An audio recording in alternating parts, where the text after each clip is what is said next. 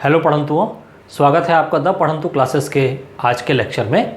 मैं डॉक्टर अनिमेश कुमार शर्मा और आज के लेक्चर में हम डिस्कस करने वाले हैं क्वांटिटेटिव एप्टीट्यूड इंटेलिजेंस टेस्ट का एक और इम्पॉर्टेंट टॉपिक, चाल, दूरी और समय, स्पीड, डिस्टेंस एंड टाइम।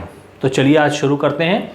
सबसे पहले थोड़ा सा एक ब्रीफ हम समझ लें कि चाल, दूरी, समय के प्रश्नों को समझने के लिए जो उसमें शब्दों का उपयोग किया जाता है, जो टर्म्स यूज़ किए जाते हैं, उनमें आपस में क्या रिलेशन होता है। ठीक बात है, तो चलिए देखते हैं। सबसे पहले समझ लेते हैं कि भाई इकाई समय पर चली गई दूरी को चाल या उसको गति या उसको स्पीड कहते हैं। सब एक ही चीज़ है, चाल, गति और स्पीड। क्लियर हो गई बात। इकाई समय पर चली गई दूरी को चाल, गति या स्पीड कहते हैं और दूरी और समय को अनुपात के रूप में प्रदर्शित करते हैं। चाल बराबर दूरी बटे समय, या शॉर्ट में यदि मैं अल्फाबेट के फॉर्म पे इसको लिखूं तो चाल यानी स्पीड हो गया, दूरी डिस्टेंस और समय टाइम हो गया, तो S will be equal to D/T। ठीक, मतलब यदि कोई व्यक्ति 1 किलोमीटर की दूरी पैदल चलकर 1 घंटे का समय लेता है तो हम बोलेंगे कि उस व्यक्ति की गति कितनी है, 1 किलोमीटर प्रति घंटा है, यानी 1 किलोमीटर में 1 घंटे की दूरी तय करता है। ठीक बात है। वैसे ही कोई व्यक्ति किसी टू व्हीलर से 1 घंटे में यदि 10 किलोमीटर की दूरी तय करता है तो हम कहेंगे कि उसकी गति 10 किलोमीटर प्रति घंटा है। ठीक बात है, उस गाड़ी की गति 10 किलोमीटर प्रति घंटा है। तो ये हुआ आपका स्पीड, डिस्टेंस और टाइम में रिलेशन। सारा कुछ जो क्वेश्चन हम समझेंगे उसमें कहीं ना कहीं इसी का ही उपयोग हर जगह पे हमको मिलेगा। तो ये बिल्कुल अच्छे से याद रखिएगा। परिभाषा और परिभाषा के आधार पे जो रिलेशन है इन तीनों में, उसको जरूर आप याद रखिएगा। इकाई की यदि बात करते हैं तो इसमें दूरी को नापने के लिए सामान्यतः इकाई जो है वो कौन सी ली जाती है, किलोमीटर या मीटर में रिप्रेजेंट किया जाता है और समय को घंटे या सेकंड में रिप्रेजेंट किया जाता है। तो इस तरीके से यदि दूरी को किलोमीटर और समय को घंटे में लें तो चाल का जो पहला जनरल एक यूनिट हुआ रिप्रेजेंट करने का, वो हुआ किलोमीटर प्रति घंटा या किलोमीटर पर आवर। और दूसरा, यदि हम समय को सेकंड में और दूरी को मीटर में रिप्रेजेंट करें तो उसकी दूसरी इकाई क्या हो गई, स्पीड की या चाल की या गति की दूसरी इकाई क्या हो गई, मीटर प्रति सेकंड। तो ये दो इकाइयां हैं जो जनरली आपको एग्जामिनेशन में क्वेश्चन पूछता है, उसमें किलोमीटर प्रति घंटा या मीटर प्रति सेकंड का ही उपयोग हमेशा किया जाता है। अब बात करते हैं कि यहां से चाल तो हम निकाल लेंगे यदि प्रश्न में दूरी और समय बता दिया गया तो। उसके अलावा और क्या हो सकता है, यदि प्रश्न में हमको स्पीड और टाइम बता दे तो हम वहां से दूरी निकाल सकते हैं, और यदि हमको दूरी और स्पीड बता दे, चाल बता दे, तो हम समय निकाल सकते हैं। कुल मिला के 3 में से कोई 2 चीज दिए जाने पे तीसरी चीज हम निकाल पाएंगे। तो दूरी के लिए क्या रिलेशन बन जाएगा, समय यहां पर रेशियो में है, डिवीजन में है, ट्रांसफर करूंगा लेफ्ट साइड तो मल्टीप्लाई में आ जाएगा। तो डिस्टेंस इक्वल टू क्या हो गया, स्पीड इंटू टाइम। दूरी बराबर क्या हो गया, चाल गुणित समय। वैसे ही यदि समय को मैं ट्रांसफर कर दूं लेफ्ट साइड और चाल को ट्रांसफर कर दूं राइट साइड, मतलब ये दोनों इंटरचेंज होंगे, तो समय के लिए रेशियो या फॉर्मूला क्या बन जाएगा, दूरी बटे चाल बन जाएगा। ठीक बात। अब बात करते हैं एक समान चाल या एक समान गति की।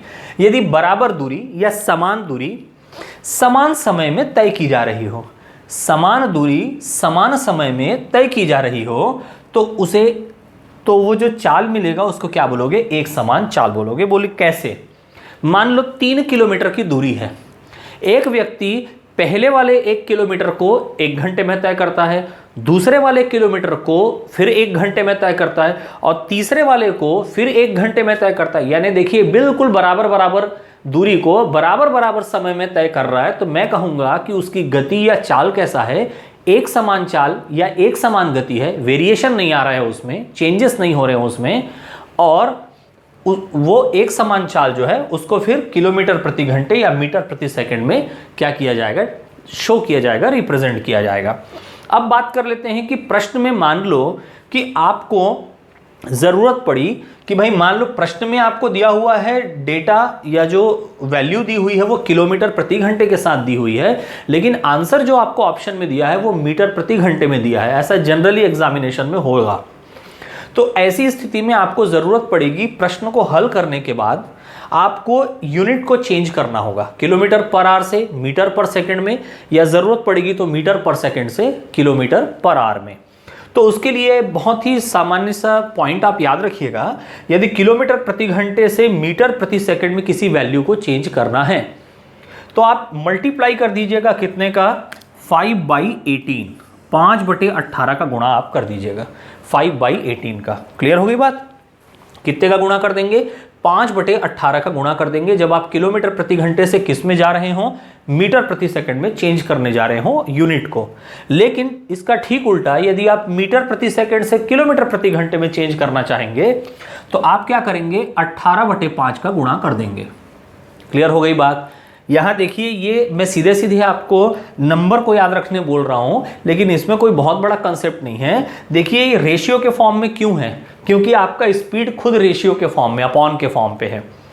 किलोमीटर जो है और मीटर, इसमें संबंध क्या होता है, 1 किलोमीटर बराबर 1000 मीटर, और घंटे और सेकंड में क्या संबंध होता है, 1 घंटे बराबर 3600 second. 1 hour will be equivalent to 3600 second. यदि आप ये दोनों वैल्यू रखकर मल्टीप्लाई करोगे तो आप देखोगे कि आपको 5/18 मिलेगा। ठीक, या यदि मीटर पर सेकंड से किलोमीटर आवर में जा रहे हो तो उस कंडीशन में आपको 18/5 मिलेगा। तो बस वही रेशियो को हमने सिंप्लीफाई किया और फिक्स कर दिया, ताकि बार बार हर प्रश्न में हमको किलोमीटर से मीटर के लिए 1000 रखें, फिर घंटे से सेकंड के लिए फिर 3600 रखें, फिर उसको डिवाइड करें, सिंप्लीफाई करें, ये बार बार ना करना पड़े। इसलिए हमने उस नंबर को फिक्स कर दिया, सिंप्लीफाई सरल कर दिए एक बार, और उसको हम बिल्कुल याद रख लिए।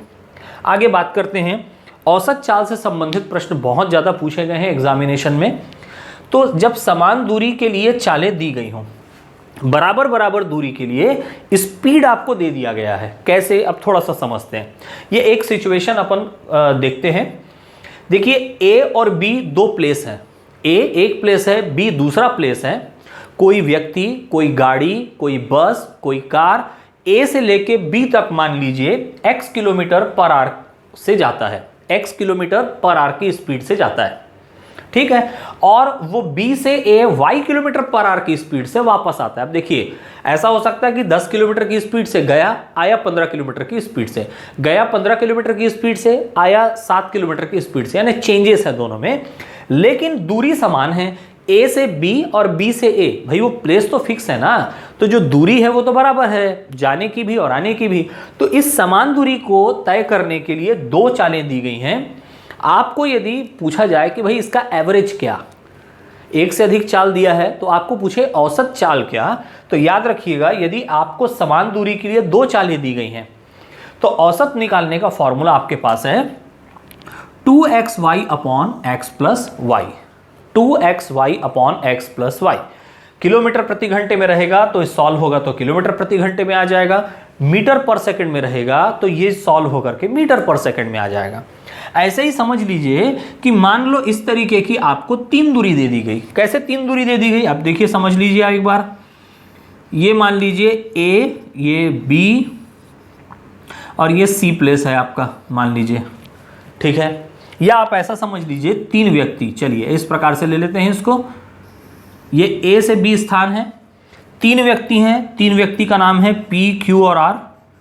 पी जो है वो ए से बी जाता है बस की सहायता से, उसकी स्पीड है मान लो x किलोमीटर प्रति घंटा। Q जो है वो जाता है ट्रेन से A से B जगह पे और उसकी स्पीड है y किलोमीटर प्रति घंटा। R जो है वो जाता है अपनी कार से और उसकी स्पीड है A से B जाने के लिए z किलोमीटर प्रति घंटा। तीनों में खास बात क्या, चाल तीनों की अलग अलग है क्योंकि अलग अलग माध्यम से जा रहे हैं, लेकिन तीनों के लिए जो डिस्टेंस है वो तो सेम है ना, तीनों ए से निकल रहे हैं और बी पे पहुंच रहे हैं। अब यदि इसका आपको औसत चाल निकालने दिया, मतलब दो से अधिक दिया लेकिन दूरी अभी भी समान है, तब आप उपयोग करेंगे फॉर्मूला एवरेज स्पीड या औसत चाल निकालने का 3 × x × y × z divided by xy plus yz plus zx। तो इस तरीके से यदि औसत चाल निकालने की इन दो स्थितियों को आपको दिया जाए तो सीधे फॉर्मूले में वैल्यू रखनी है और कैलकुलेशन हमें करना है। चलिए देखते हैं अब क्वेश्चन। आपको सारे मैंने बेसिक कंसेप्ट बता दिए। देखिए पहला क्वेश्चन है, कुछ बेसिक क्वेश्चन ले रहे हैं। जितने भी क्वेश्चंस मैं आपको बता रहा हूं ये एग्जामिनेशन में आए हुए पैटर्न पर आधारित हैं, तो ध्यान से सारे प्रश्नों को देखिएगा। एक बस 1 घंटे में 36 किलोमीटर जाती है तो वह 1 सेकंड में कितने मीटर जाएगी। सीधी सीधी बात है कि आपको समय, दूरी, ये सारी चीज़ें किलोमीटर प्रति घंटे में दिया हुआ है, इसको आपको मीटर पर सेकंड में बदलना है। 1 सेकंड में कितने मीटर जाएगी तो आपको मीटर पर सेकंड में चेंज करना है। तो चाल बराबर हमको पता है speed equal to distance upon time. Distance क्या दिया हुआ है 36 किलोमीटर, समय क्या दिया है 1 घंटे, तो ये हो गया सीधा सीधा 36 किलोमीटर प्रति घंटे। क्लियर हो गई बात। बदलना है इसको मीटर पर सेकंड में, किलोमीटर प्रति घंटे से मीटर पर सेकंड में बदलने के लिए मैंने आपको बताया था कितने से आपको गुणा करना होगा, 5/18 से। तो आप देखिए क्या हो जाएगा 36 × 5/18 से आप गुणा कर दीजिए। आप जैसे ही इससे गुणा करेंगे तो आने वाला आंसर किस में बदल जाएगा, मीटर पर सेकंड में। 18 दूनी हो गया 36, 2 पंचे 10, 10 मीटर पर सेकंड। इसका मतलब इसका आंसर क्या हो जाएगा, कितने मीटर जाएगा, तो ये जाएगा कुल 10 मीटर। क्लियर हो गई बात। आगे आते हैं। एक ट्रेन 100 मीटर की दूरी 9 सेकंड में तय करती है, उसकी चाल किलोमीटर प्रति घंटे में क्या होगी। जस्ट इसका अपोजिट, इसमें 5/18 से गुणा किए थे, इसमें क्या गुणा करेंगे 18/5 से। देखिए 100 मीटर की दूरी 9 सेकंड में, तो देख लीजिए speed equal to distance upon time. तो 100 मीटर दूरी हो गई और 100 मीटर दूरी कितने देर में तय हो रहा है, 9 सेकंड में तय हो रहा है। तो ये हो गया 100/9 मीटर पर सेकंड हो गया। क्लियर हो गई बात है। पूरा कैंसिल आउट नहीं होगा तो मैं फ्रैक्शन में तुरंत चेंज नहीं कर रहा हूं। अब इसको मुझे चाहिए किसमें, 4 किलोमीटर प्रति घंटे में बताना है। तो मैंने आपको इकाई को चेंज करने के लिए बताया था। अब आप बदल रहे हो मीटर पर सेकंड से किलोमीटर प्रति घंटे में, तो किसका गुणा करोगे 18/5 का। तो 100/9 × 18/5। अब देखिए 9 से कैंसिल आउट हो जाएगा 18 2 टाइम में, 5 से कैंसिल आउट हो जाएगा 100 20 टाइम में। 20 × 2 कितना हो गया 40, और 40 के साथ क्या हो गया किलोमीटर पर आर। इसका मतलब है कि जो ट्रेन है उसकी चाल किलोमीटर प्रति घंटे में कितनी हो जाएगी, 40 किलोमीटर प्रति घंटा। अब देख लीजिए औसत चाल की कंडीशन मैंने आपको बताई थी। तो तीसरा प्रश्न उसी से रिलेटेड है। मोहन एक स्थान P से Q 40 किलोमीटर प्रति घंटे की गति से गया। ठीक है, स्थान P से Q गया 40 किलोमीटर प्रति घंटे की गति से, और Q से P वापस आया, लेकिन वापस के समय उसकी स्पीड थोड़ी अधिक थी, चेंज थी, 60 किलोमीटर प्रति घंटे की गति से लौटा। तो इस पूरी यात्रा में उसकी औसत चाल क्या है। देखिए मैंने आपको बताया था एक समान दूरी को असमान चालों में तय करने पर औसत चाल कैसे निकाला जाएगा। फॉर्मूला बताया था आपको 2xy/x + y। तो वही यहाँ पे लगाने वाले हैं। हमारे पास दोनों चीज़ें हैं। हमारे पास x बराबर पहला वाला जो चाल है वो 40 किलोमीटर पर आवर दिया गया है, दूसरा वाला जो है वो 60 किलोमीटर पर आवर दिया गया है। लास्ट में कोई इंस्ट्रक्शन नहीं है, इसका मतलब यहाँ यूनिट चेंज करने की ज़रूरत नहीं। दोनों चाल किलोमीटर पर आवर में दिया है, आंसर भी किस में आ जाएगा किलोमीटर पर आवर में। तो चलिए फॉर्मूले में रख लेते हैं। एवरेज स्पीड या औसत चाल बराबर एवरेज स्पीड, शॉर्ट में लिख रहा हूँ 2xy 2 × 40 × 60 और डिवाइडेड बाई हो गया 40 + 60 2xy/x + y। क्या हो जाएगा थोड़ा कैलकुलेशन करके देख लेते हैं। 6 × 4 24, 24 × 2 ये हो गया 48, 48 विथ 0 0 4800, और 40 + 60 हो गया आपका 100। ये दोनों कैंसिल आउट हो गए, क्या आ गया 48 किलोमीटर पर आवर। ये हो गया औसत चाल का उत्तर। चलिए स्टार्ट करते हैं अगला प्रश्न। देखिए सामान्य प्रश्न तो अब जो सीधे सीधे फॉर्मूले में आप दूरी, समय, चाल आप निकालोगे और साथ में उनके यूनिट को चेंज करोगे, ये प्रश्न तो बन जाएंगे। अब ये जो 3 प्रश्न हैं बिल्कुल सीधे तौर पे फॉर्मूले पे बेस्ड पूछे गए। इसके बाद देखते हैं कि क्वेश्चन को थोड़ा सा मोल्ड करके जब पूछता है तब हम प्रश्नों को कैसे बनाएंगे। तो देखिए प्रश्नों को हम सामान्य तरीके से, हर एक प्रश्न में ज़रूरी नहीं कि हम चाल निकालें, दूरी निकालें, समय निकालें, उनके बीच कुछ छोटे छोटे रिलेशन है, संबंध है, जिनको यूज़ करके विद इन अ लाइन हम आंसर फाइंड आउट कर सकते हैं। तो हमें एग्जामिनेशन में अपना समय बचाना है तो इन्हीं विधियों का हमको उपयोग करना है। चलिए देखें, ये 2 प्रश्न उसी पैटर्न के हैं। पहला प्रश्न, रवि जब 4 किलोमीटर प्रति घंटे की गति से स्कूल जाता है तो 6 मिनट देरी से पहुंचता है। ध्यान रखिएगा, यदि उसकी स्पीड रहती है 4 किलोमीटर प्रति घंटे की तो अपने स्कूल 6 मिनट देरी से पहुंचता है। जबकि यदि वो स्पीड बढ़ा लेता है, यानी वो 5 किलोमीटर प्रति घंटा की गति से जाता है, तो 9 मिनट पहले पहुंच जाता है। जो तय समय है उससे पहले पहुंच जाता है, 9 मिनट पहले पहुंच जाता है। यानी समय का अंतराल यहाँ पे आपको दिख रहा है। और ये एक चीज़ और भी दिख रही है कि ये दिया मिनट में है, मतलब हमको इसको किस में, किलोमीटर प्रति घंटे के अनुसार चलेंगे तो हमको इसको घंटे में बदलना पड़ेगा, मीटर पर सेकंड के अनुसार चलेंगे तो इसको हमको किस में बदलना पड़ेगा, सेकंड में बदलना पड़ेगा। ठीक बात है, क्योंकि किलोमीटर प्रति घंटे में चाल दिया है, इसका मतलब इसको किस में बदलना पड़ेगा, फाइनली आखिरी में आपको इसको घंटे में बदलना पड़ेगा। तो घर से स्कूल की दूरी कितनी है, दूरी पूछी जा रही है। ठीक बात है, दूरी पूछी जा रही है। दो अलग अलग चाल आपको दिए गए हैं, एक चाल में वो देरी से पहुंचता है, एक चाल में वो पहले पहुंच जाता है समय से। तो अब इसको बनाने के लिए सीधा सीधा आप जब भी ऐसा समय अंतराल वाला पहले में, पूर्व में या देरी में वाला दिया हो तो कैसे बनाएंगे। देखिए, दूरी निकालने का सीधा रिलेशन, चालों का गुणा कर देंगे डिवाइडेड बाई चालों का क्या लेंगे, अंतर लेंगे, और चालों का अंतर लेने के बाद फिर समय अंतराल हम ले लेंगे।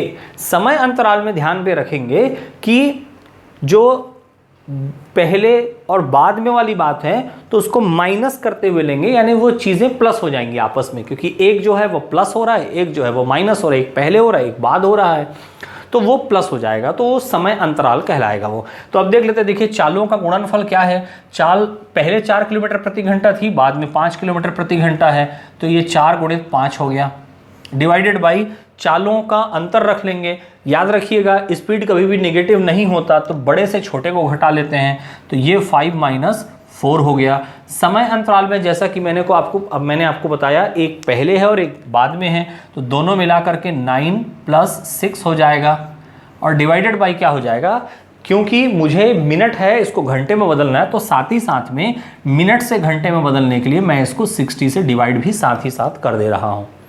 क्लियर हो गई बात। 5 - 4 तो 1 हो गया आपके पास। यहां पर आपको मिल गया 9 और 6 15, 15 से ये कैंसिल हो गया 64 टाइम पे, तो 4 × 5 डिवाइड बाई 15 से 60, ये तो आपका 1 मिल गया, इंटू यहाँ पे ये मिल गया आपको 4 से 4 कैंसिल आउट हो गया। ये जो फाइनल आंसर आ रहा है, दूरी हम देख रहे हैं, तो ये दूरी हो जाएगी 5 किलोमीटर की,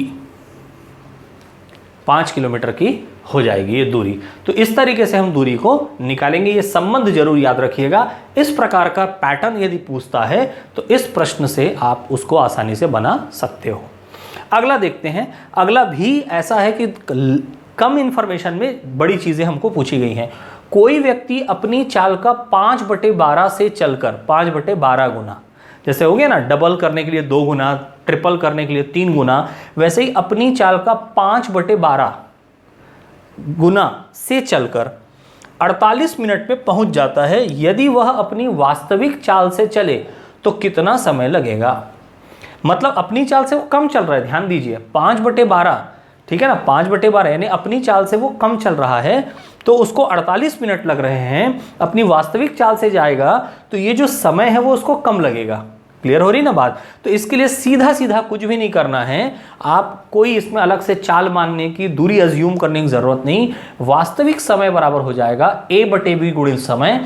ये जो a/b लिखा हुआ है ये वही फ्रैक्शन है जो आपको प्रश्न में दिया जाएगा, और समय, ये जो समय आपको दिया हुआ है वो लगेगा। ठीक बात है, इसमें कहीं कुछ चेंज करने की जरूरत नहीं, सीधा सीधा आप लोगे।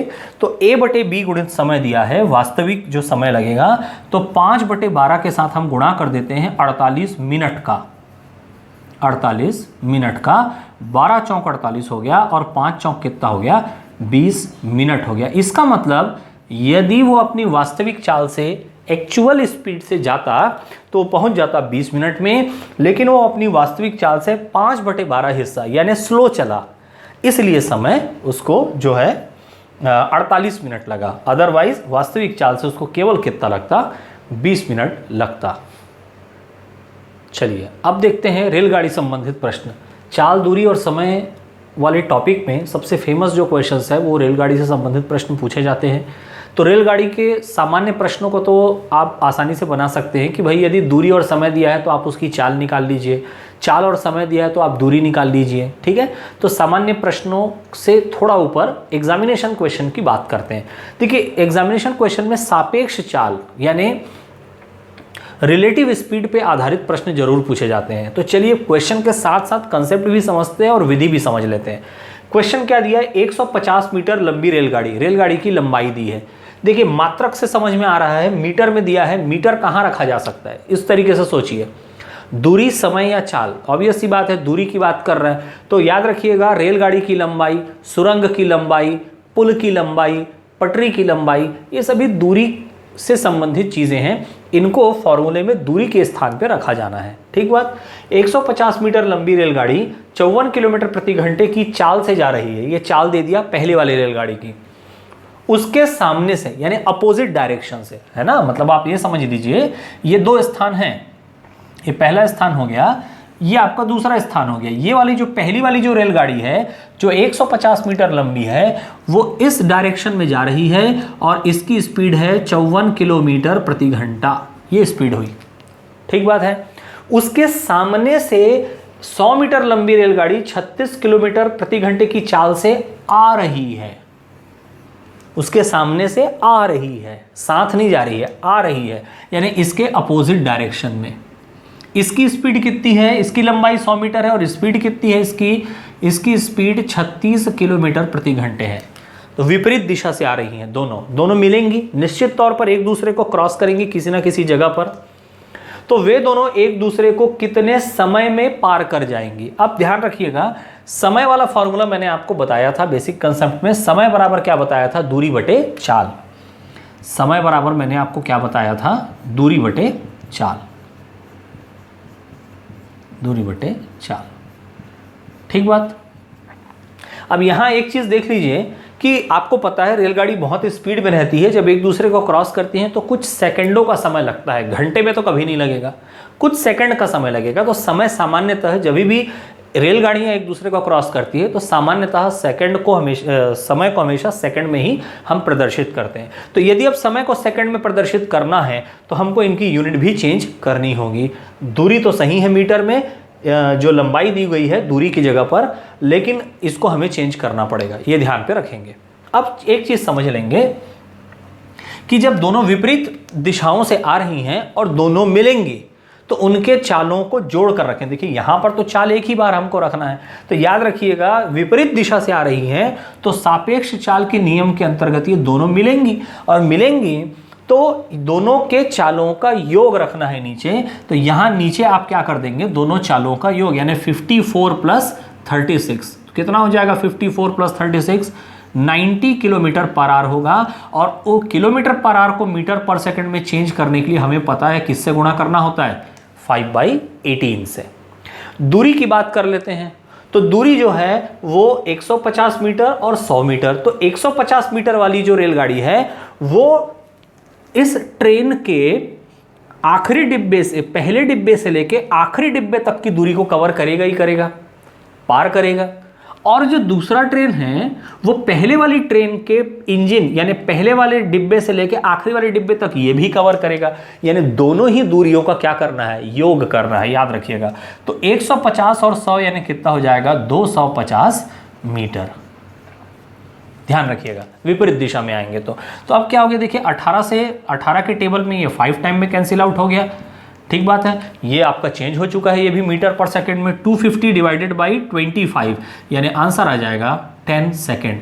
यानी ये दोनों रेलगाड़ियां चलते हुए 10 सेकंड में एक दूसरे को पास कर जाएंगी। याद रखिएगा ये रिलेटिव स्पीड या सापेक्ष चाल का बहुत इंपॉर्टेंट कंसेप्ट है, यहां से एग्जामिनेशन में क्वेश्चन पूछा ही जाता है।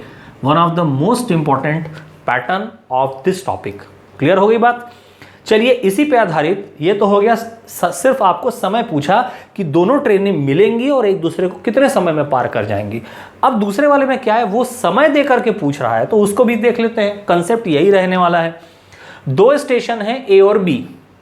ठीक है, प्रश्न के साथ साथ हम थोड़ा सा डायग्राम बना लें तो थोड़ा समझने में हमें आसानी होगी। ये ए हो गया और ये मान लीजिए बी हो गया। ये ए स्टेशन है, ये बी स्टेशन है। दो स्टेशन ए और बी के बीच की दूरी 450 किलोमीटर है। इनके बीच की दूरी 450 किलोमीटर दी हुई है, 450 किलोमीटर ये दिया हुआ है हमको। ठीक बात।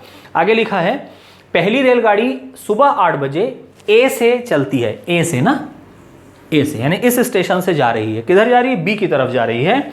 ए से 50 किलोमीटर प्रति घंटे की चाल से चलती है। उसी समय दूसरी रेलगाड़ी बी से, उसी समय का मतलब दूसरी वाली भी 8 बजे छूट रही है। कहां से? बी से छूटेगी। बी से रेलगाड़ी दूसरी वाली छूट रही है। इसकी स्पीड कितनी है? 40 किलोमीटर पर आवर। और 8 बजे ए से जो छूटी है उसकी स्पीड कितनी है? क्वेश्चन के अनुसार 50 किलोमीटर पर आवर। ठीक है। दूसरी रेलगाड़ी बी से 40 किलोमीटर प्रति घंटे की चाल से चलती है। तो बताओ वे दोनों ट्रेनें कितने बजे और ए से कितनी दूरी पर मिलेंगे। देखिए दोनों चीज पूछा है, एक एक करके करेंगे। कितने बजे? तो सबसे पहले तो रिलेटिव स्पीड का कंसेप्ट करते हैं और ये देख लेते हैं कि कितने समय बाद एक दूसरे से वो मिलेंगी। पहले वो देख लेते हैं। तो दोनों विपरीत दिशा से आ रही है, ये इस साइड जा रही है ए टू बी और ये बी टू ए।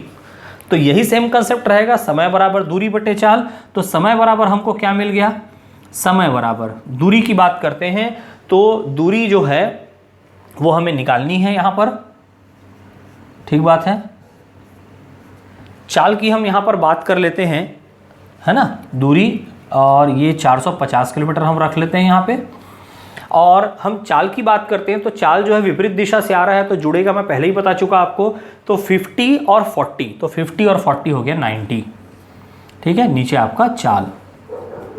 ठीक है, कहीं कोई दिक्कत वाली बात नहीं है। दूरी भी किलोमीटर में दिया है, चाल भी किलोमीटर प्रति घंटे में है। यूनिट को चेंज करने की जरूरत नहीं है। जो आंसर आएगा वो समय बताएगा घंटों में, क्योंकि हमने सेकंड में तो कन्वर्ट किया ही नहीं है।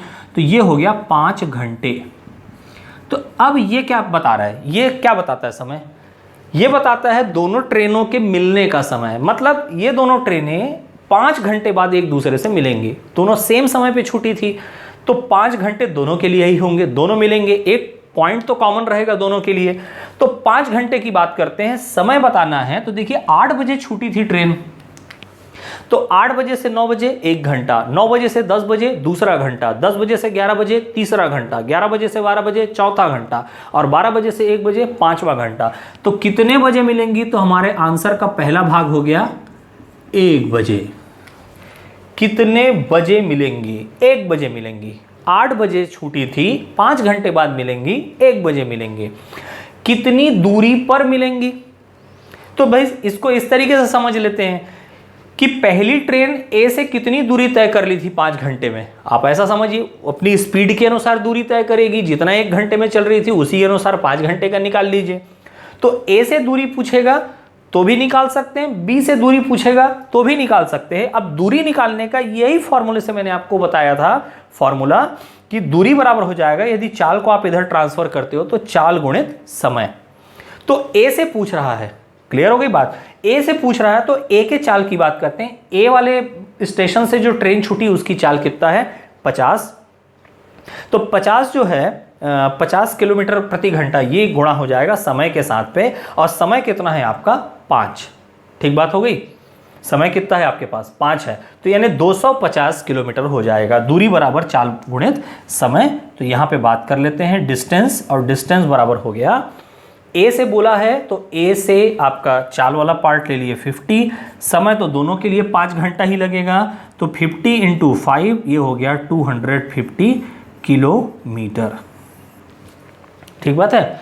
50 × 5 250 किलोमीटर। मान लो इसी को पूछ देता बी से, तो बी से पूछता तो 50 की जगह पर मैं किससे गुणा कर देता?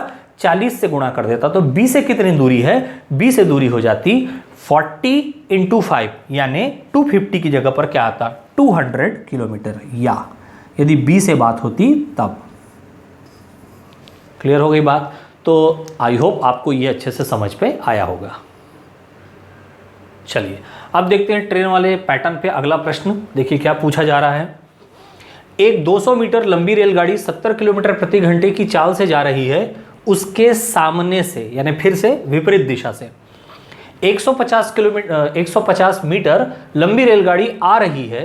तो वह पहली ट्रेन को 10 सेकंड में पार कर जाती है। देखिए, इससे पहले के प्रश्नों में एक दूसरे को पार करने में लगने वाला समय नहीं दिया था, यहां समय दे दिया, यानी कुछ और चीज पूछी जाएगी। दूसरी ट्रेन की चाल किलोमीटर प्रति घंटे में बताना है हमको। क्लियर है? पैटर्न वही रहेगा, तरीका वही रहेगा। समय यहां दे दिया है, एक दूसरे को पार करते हैं 10 सेकंड में, समय की जगह 10 सेकंड रख दिए। दोनों की लंबाइयां दूरी के रूप में दी हुई हैं, तो 200 मीटर लंबी रेलगाड़ी है पहली वाली, दूसरी वाली 150 मीटर लंबी रेलगाड़ी है, और एक दूसरे की पूरी लंबाई को ये तय करती हैं, तो दूरी की जगह हो गया 200 प्लस 150, दोनों रेलगाड़ियों की लंबाइयों का टोटल। विपरीत दिशा से आ रही हैं तो सापेक्ष चाल मतलब दोनों के चालों का योग होगा, तो 70 प्लस, और दूसरी रेलगाड़ी की चाल नहीं पता तो उसको क्या मान लिए, x किलोमीटर प्रति घंटा। यूनिट मैंने लिख दिया ताकि कंफ्यूजन ना रहे, पर याद रखिएगा क्वेश्चन में मेंशन है, और वैसे भी ट्रेन की चाल बतानी है तो वो हमेशा हम किस में बताते हैं, किलोमीटर प्रति घंटे में, क्योंकि पहले वाली का भी ऑब्वियस है किस में दिया है, किलोमीटर पर आवर में दिया है। तो यहां से देखिए, ये मीटर में है, ये सेकंड में है, और ये वाला भाग किलोमीटर प्रति घंटे में है। तो इसको पहले इंटरचेंज कर लेते हैं ताकि चाल में x की वैल्यू निकालने में हमें आसानी हो। इनको पहले इंटरचेंज कर रहे हैं आगे बढ़ने से पहले। तो 70 प्लस x और 10 सेकंड इंटरचेंज हो गया, मतलब ये डिवाइड में है, मल्टीप्लाई में आएगा, ये मल्टीप्लाई में है, डिवाइड में आएगा। ये हो गया आपका 70 प्लस x, ये हो गया 350 मीटर, और ये हो गया 10 सेकंड। 350 मीटर तो 0 कट हो गया, ये 35 मीटर पर सेकंड हुआ। चाहिए किसमें, किलोमीटर पर आवर में, तो मीटर पर सेकंड से किलोमीटर पर आवर में चेंज करने के लिए कितनी वैल्यू मल्टीप्लाई करना पड़ेगा, 18/5। 5 से 35 कैंसिल आउट होगा 7 टाइम में, और 7 इंटू 18 होता है 126। अब ये 126 हो गया, 70 प्लस एक्स इक्वल टू 126, तो x इक्वल टू होगा 126 माइनस 70। आंसर आ गया कितना, इसका डिफरेंस 56 किलोमीटर पर आवर। मतलब दूसरे वाली जो रेलगाड़ी है उसकी जो स्पीड होगी, उसकी जो चाल होगी, उसकी जो गति होगी, वो कितनी हो जाएगी, 56 किलोमीटर पर आवर। आइए देखते हैं अब स्पीड, डिस्टेंस और टाइम का एक और इंपॉर्टेंट टॉपिक, नाव और धारा या बोट एंड स्ट्रीम। याद रखिएगा कि नाव और धारा में सब कुछ वैसा ही है। जब आपको किलोमीटर प्रति घंटे से मीटर पर सेकंड में बदलना होगा तो आप 5/18 का गुणा करेंगे, मीटर पर सेकंड से यूनिट किलोमीटर प्रति घंटे में बदलना होगा तो आप 18/5 का गुणा करके चेंज करेंगे। यदि आपको दूरी और समय दिया हुआ है तो आप उस नाव की चाल आप निकाल सकते हो। तो वो सारी बेसिक चीज़ें तो वैसी ही रहेंगी। जो चेंज आएगा वो कहाँ आएगा वो मैं आपको बता दूं, रिलेटिव स्पीड में आपको ध्यान रखना है। देखिए, रेलगाड़ी या व्यक्ति या टू व्हीलर, कोई भी चीज़ जिस सतह पे चलती है, सतह उसका विरोध नहीं करता, राइट। यानी सापेक्ष चाल हम हमेशा दूसरी गाड़ी, दूसरे व्यक्ति, विपरीत दिशा के आधार पर अब तक लेते आए हैं। लेकिन याद रखिएगा, नाव किस पर चलती है, पानी पर, जल धारा पर चलती है। तो जो जल धारा या पानी या नदी के पानी का जो बहाव है वो रिलेटिव स्पीड के साथ कैसा रिलेशन रखता है। यदि कोई शांत धारा में या शांत पानी में नाव की स्पीड 5 किलोमीटर प्रति घंटा है, ठीक है, आप चला रहे हैं और गति 5 किलोमीटर प्रति घंटा है सामान्य रूप से, लेकिन यदि बहाव एक दिशा में है तो आपको कम समय में अधिक स्पीड मिलेगी। क्यों? क्योंकि जो धारा है, जो नदी की धारा है, जो बहाव है, वो बोट की स्पीड को, नाव की स्पीड को, जहाज की स्पीड को बढ़ा देती है। ठीक बात, यानी दोनों सेम डायरेक्शन में रहे तो स्पीड बढ़ा देती है, और उसके विपरीत आने में बहुत मेहनत भी करनी होगी और स्पीड क्या हो जाएगी, डाउन हो जाएगी, क्योंकि पानी हमेशा आपको पीछे धकेलने का क्या करेगी, प्रयास करेगी। तो याद रखिएगा, यहां जो रिलेटिव स्पीड या सापेक्ष चाल है वो नाव और धारा की एक दूसरे के रिस्पेक्ट में है। क्लियर? तो यदि नाव की गति शांत जल में मैं x किलोमीटर प्रति घंटा मानूं, धारा की गति यदि मैं y किलोमीटर प्रति घंटा मानूं, तो जब दोनों एक ही डायरेक्शन में होंगे, यानी धारा की दिशा में नाव की गति की बात करेंगे, तो स्पीड दोनों को ऐड करके लेंगे, x प्लस y किलोमीटर प्रति घंटा। जबकि यदि धारा की विपरीत दिशा में नाव चल रही है तो वो उसकी स्पीड कम करेगी, यानी दोनों का अंतर लेना होगा, नाव की स्पीड और ये उसके स्ट्रीम या धारा की गति, तो x माइनस वाई किलोमीटर प्रति घंटा। बस ये एक चीज आपको ध्यान रखनी है, ठीक है। इसके आधार पर जो है प्रश्नों का उत्तर अब हम देने वाले हैं। तो देखिए कैसे हो जाएगा, इसको नोटेशन के लिए मैंने u बोल दिया है, दोनों सेम डायरेक्शन में है तो स्पीड को डिनोट कर रहा हूं मैं u से, दोनों एक दूसरे के अपोजिट डायरेक्शन में है तो मैं v से डिनोट कर रहा हूं। अब देखिए, किसी व्यक्ति की धारा की दिशा में चाल 10 किलोमीटर प्रति घंटा है। धारा की दिशा में चाल यानी u दे दिया आपको, x प्लस वाई दे दिया आपको, और धारा की विपरीत दिशा में चाल उसकी 6 किलोमीटर प्रति घंटा। देखिए इसके कंपैरिजन में कम हो रहा है ना भाई, विपरीत दिशा में कितना है 6 किलोमीटर पर आवर, तो x माइनस वाई की भी वैल्यू दे दिया, x प्लस वाई की भी दे दिया, x माइनस वाई की भी दे दिया। अब पूछ क्या रहा है, तो शांत जल में नाव की चाल, और हो सकता है इसमें धारा की चाल भी पूछे, तो हम दोनों के बारे में बात करेंगे। पहले जो प्रश्न पूछा है उसका आंसर ले लेते हैं। जल में नाव की चाल, नाव किसको बोल रहा हूं मैं, x को, मुझे x प्लस वाई पता है, मुझको x माइनस वाई पता है, और x का आंसर मेरे को निकालना है। मैथमेटिकली चले तो देखिए, यदि मैं दोनों को जोड़ दूं तो प्लस वाई और माइनस वाई कैंसिल आउट होगा, मेरे को 2x मिल जाएगा। क्लियर बात, मुझे केवल x चाहिए, तो 2 हटाने के लिए मैं 2 से क्या करूंगा, डिवाइड कर दूंगा। मतलब नाव की गति निकालने का सीधा सीधा कंसेप्ट हो गया। यदि मेरे को x चाहिए तो मैं क्या करूं, u प्लस वी और डिवाइड बाई क्या कर दूं 2, तो मेरे को बचेगा क्या, x बचेगा। तो क्या हो गया 10 प्लस 6 और डिवाइड बाई 2, मतलब नाव की गति कितनी हो गई, ये 16/2 और 16/2 मतलब कितना हो गया 8 किलोमीटर प्रति घंटा। समझ में आ गई बात, 8 किलोमीटर प्रति घंटा हो गई। मान लो इसी प्रश्न में आपको बोल देता, नाव की जगह पे बोल देता धारा की चाल बताइए, तो अब मुझे y बचाना है, x नहीं चाहिए, तो मैं प्लस कर रहा था माइनस कर देता हूं, तो x से माइनस x करूंगा तो x minus x 0, and y minus minus y, minus minus plus 2y हो जाएगा। मतलब सीधी सी बात है, y निकालने के लिए मेरे को घटाना होगा 10 माइनस 6/2, और 10 में से 6 माइनस होगा तो बचा 4 डिवाइडेड बाई 2, तो कितना हो गया 2 किलोमीटर पर आवर। तो देखिए सेम क्वेश्चन में हमने देख लिया, नाव का पूछेगा तो दोनों की गतियों को जोड़कर 2 से भाग दे दिए, और धारा का पूछा तो माइनस करके 2 से डिवाइड कर दिए। तो ये आपको ध्यान पे रखना है, ये रिलेटिव स्पीड के आधार पर हुआ। अब इसमें एक और पैटर्न पूछता है एग्जामिनेशन में, तो उसको भी डायरेक्ट रिलेशन से कैसे सॉल्व कर सकते हैं। एक तैराक, अब देख लीजिए, नाव बोले, नाव कहाँ चलेगा, पानी पे, तैराक कहाँ चलेगा, पानी पे, पानी जहाज कहाँ पे चलेगा, पानी पे, मछली कहाँ पे तैरेगी, पानी पे। याद रखिएगा इन सब को नाव की चाल जैसा ट्रीट करना है, और धारा की गति, पानी की गति, नदी की गति, समुद्र की गति, बहाव की गति, जल बहाव की गति, इन सबको आपको धारा की तरह ट्रीट करना है। नोटेशन ये दोनों फिक्स।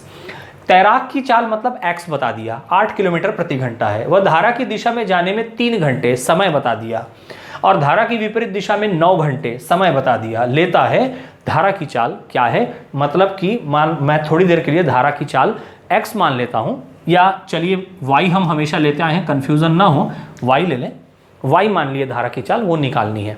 यहां पे समय दिया हुआ है और तैराक की चाल दी हुई है, तो यहां कैसे करेंगे, ये रिलेशन यूज करेंगे। यहां पे इंडिविजुअल जाएंगे तो सारी चीजों को निकालने में समय लगेगा, ये रिलेशन डायरेक्ट यूज करेंगे। नाव की चाल या तैराक की चाल यहां हो गया, डिवाइडेड बाई धारा की चाल, इनका अनुपात बराबर होगा किसके, समय के योग और समय के अंतर के बराबर होगा। ये रिलेशन याद रखेंगे, यहीं से हमको ये वैल्यू मिलने वाला है। धारा की चाल y हमने माना है, नीचे पे क्या आ जाएगा y, यहाँ पे y आ गया नीचे की तरफ। ऊपर नाव की चाल मतलब यहाँ तैराक है तो ये हो गया 8, ठीक है। यूनिट में कोई दिक्कत नहीं, किलोमीटर प्रति घंटा, घंटा और घंटा, तो मीटर पर सेकेंड वाली कोई दिक्कत है नहीं। समय का योग कर देंगे तो 3 + 9 ऊपर 12 हो जाएगा। समय का अंतर लेंगे 9 - 3 6। अब याद रखिएगा कि समय कभी भी निगेटिव नहीं होता, 0 से कम नहीं होगा, तो इसलिए इसमें पॉजिटिव डिफरेंस लीजिएगा, दोनों के बीच का अंतर हमेशा पॉजिटिव रखना है, जो भी दोनों में बड़ा होगा उससे छोटा घटेगा। 9 - 3 6 हो गया, 6 से 12 चला गया आपका 2 टाइम पे। क्लियर हो गई बात। और ये मैं ट्रांसफर कर देता हूँ, ये 2/1 है, ट्रांसफर करता हूँ, 8 × 1/2 लेफ्ट साइड में आ गया, y राइट साइड पे चला गया, तो y बराबर आ गया 2 4 = 8। मतलब कि ये जो आंसर है वो क्या हो गया, धारा की चाल कितनी हो गई, 4 किलोमीटर प्रति घंटा। तो ये फॉर्मूला आप जरूर याद रखिएगा, इससे आपको इस प्रश्न को, इस पैटर्न के क्वेश्चन को सॉल्व करने में बहुत आसानी होगी। तो आई होप आज आपको मैंने जो टॉपिक बताया, जो क्वेश्चंस मैंने कवर किए एग्जामिनेशन लेवल के, वो आपको अच्छे से समझ में आए होंगे। तो नेक्स्ट लेक्चर में फिर से मिलते हैं। Thank you very much.